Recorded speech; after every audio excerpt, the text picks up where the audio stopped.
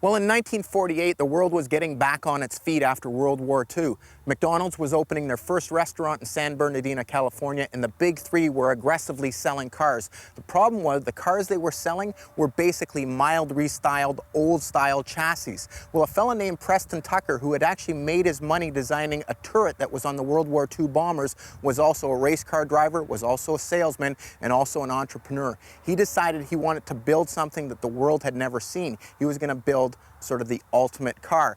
And in that, he only wanted cars that would be fast and safe. Some of the safety features he incorporated in the new Tucker: a front headlight that turned with the steering wheel so you could see around corners at night, pop-out windshield so if you actually hit the glass in case of an accident, you wouldn't be cut. And he had a safety compartment on the passenger side that if you were going to get in an accident, you could duck into. He also talked about putting seat belts into the cars, and he had a padded dash that would actually absorb some of the energy as you hit it. Well, with all that, as far as safety goes, he also wanted the car to perform. Well, the big three wanted none of this. They saw the car as a threat, and they actually started to proceed with a witch hunt against Preston Tucker. Amid allegations of fraud, Preston Tucker had to defend himself and focus on that rather than his car business. Although he had been cleared of all charges, the court proceedings took its toll on the Tucker company as well as Preston Tucker himself. After only 51 cars were produced, manufacturing ceased, making this one of the rarest four-doors of all time. Well, Preston Tucker had some big ideas when he started designing this car. Originally, he was going to put a 589-inch cubic, horizontally opposed aluminum motor in, with torque converters on each wheel. That idea didn't work so well for the simple fact that the motor didn't make enough horsepower, so his next option was to use a helicopter motor.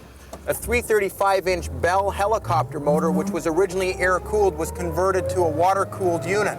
That, coupled to this, the 810-812 Cord pre-select electronic pre-select transmission, turned out to be a great combination. Produced speeds of 0 to 60 in 10 seconds with a top speed of 120 miles an hour.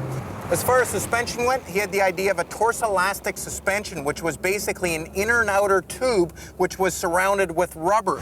The only problem with torso-elastic suspension is that they couldn't have went into mass production with it. It wasn't reliable enough. As far as driving these cars, they're a great, reliable car. Now, you won't see any of these on the road considering there's only 47 of these cars left, but they are a fun car to drive. Preston Tucker had some insight to what the future would bring. He was way ahead of his time. It's not until almost recently that headlights that turn with the vehicle have been implemented on some of the European cars. But it wasn't about whether these innovations actually worked. It's the fact that a man tried them, put them into production, and had the big three so afraid of him that they put him out of business. Now, had Preston Tucker been given the budget of the big three, who knows what he would have engineered, what ideas he would have come up with, and how great cars would have been much sooner.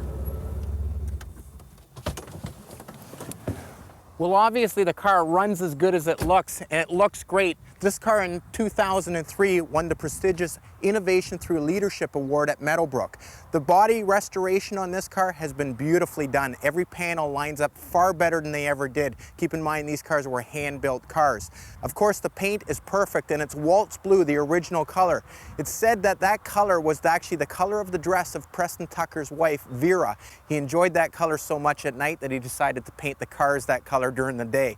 The chrome is perfect on this car. A lot of it's nickel plated is also flawless. The interior, beautifully restored. Well, as far as the mechanics go in this car, not an easy car to make work well. Keep in mind, it's an aluminum helicopter motor that was reconfigured to be water cooled. The transmission from an 810-812 Cord, also a tough transmission to rebuild. Well, as far as production, 47 of these cars remain out of the 51 built. As far as value goes, well, this car is probably the best restored Tucker on the planet. But how much can a four-door car be worth?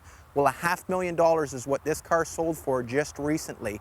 Well, considering the history of the cars, the fellow that built these cars, Preston Tucker, his ingenuity, and the fact that this car has won every major award, well worth every penny. And consider this, 47 left, going to be worth $1 million in the next 10 years? Quite possibly.